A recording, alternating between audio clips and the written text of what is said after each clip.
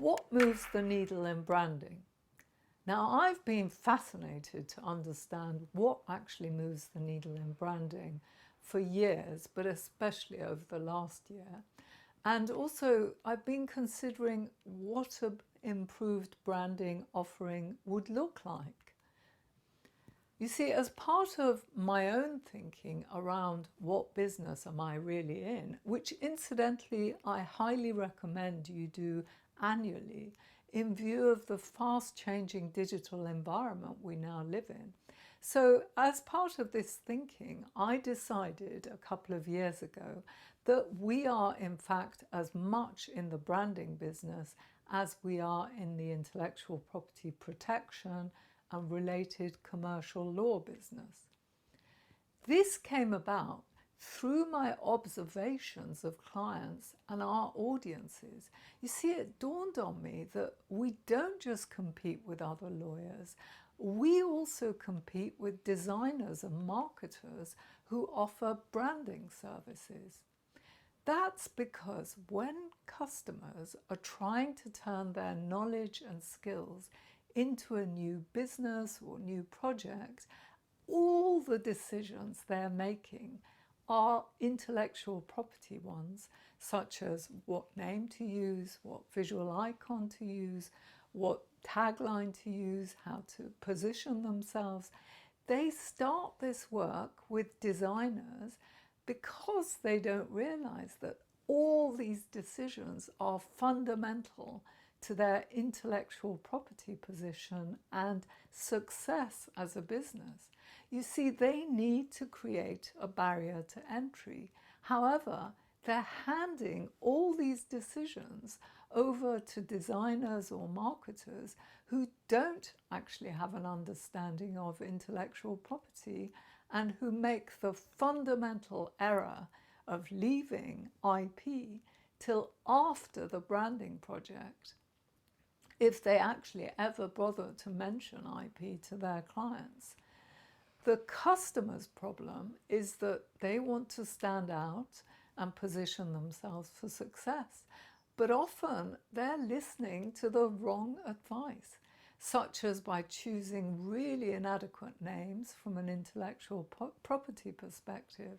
They don't realize that they need to protect the name as well as the designs created for them during branding.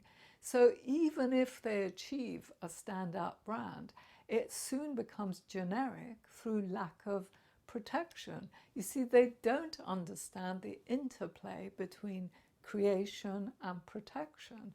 Otherwise, how do you think famous brands like Coca-Cola have created icons through their bottle shape? It's not just by clever design.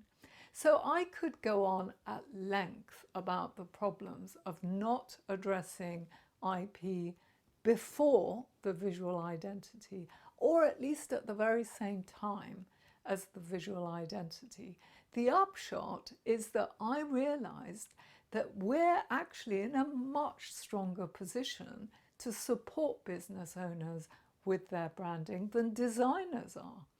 By incorporating IP in the mix, we can actually provide business owners with a full and remarkable solution. So it was a no-brainer that we would move into the branding space and offer brand strategy services. We, at the moment, intend to refer clients to trusted designers for the brand identity work. Designers who actually understand our strategic work and the brand book we will create for clients, who understand it well enough to be able to use that work to move forward with visual designs. You see, we want to avoid having clients start over with a new and expensive visual identity exercise once they have their brand strategy in place. Our aim was to make branding affordable, not to add an extra layer of cost.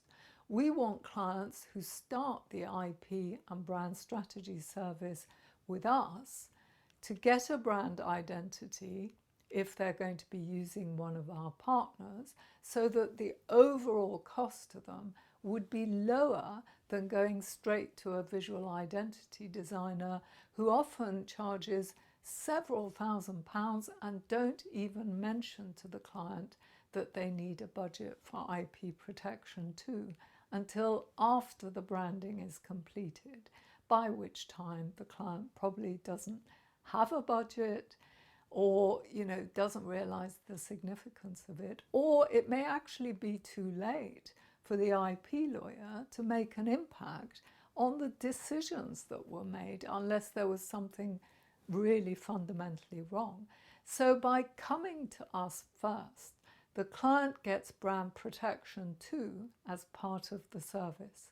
I've asked myself whether I could provide such a service affordably to smaller businesses, to the type of businesses that come to us for IP audits or other IP support.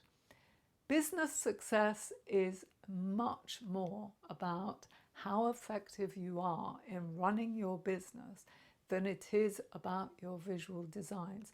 Don't get me wrong, the visual dimension matters hugely, but it's just that the right time for it is much later than most people imagine.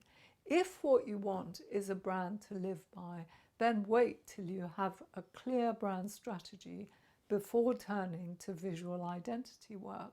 Stay with your existing visual identity in the meantime. You see, the world has changed radically since the internet entered our lives. The trouble is that society has been slow to catch up and make corresponding changes.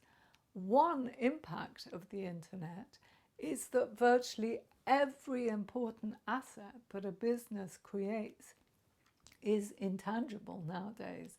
Everything we do is in a digital context. IP law is what governs intangibles.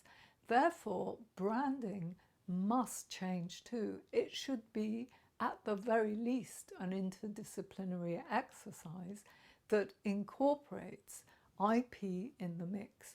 So if you're thinking of rebranding, then it's doubly important to consider your IP position first and to hold off on visual designs until you've found someone to work with on your IP and brand strategy.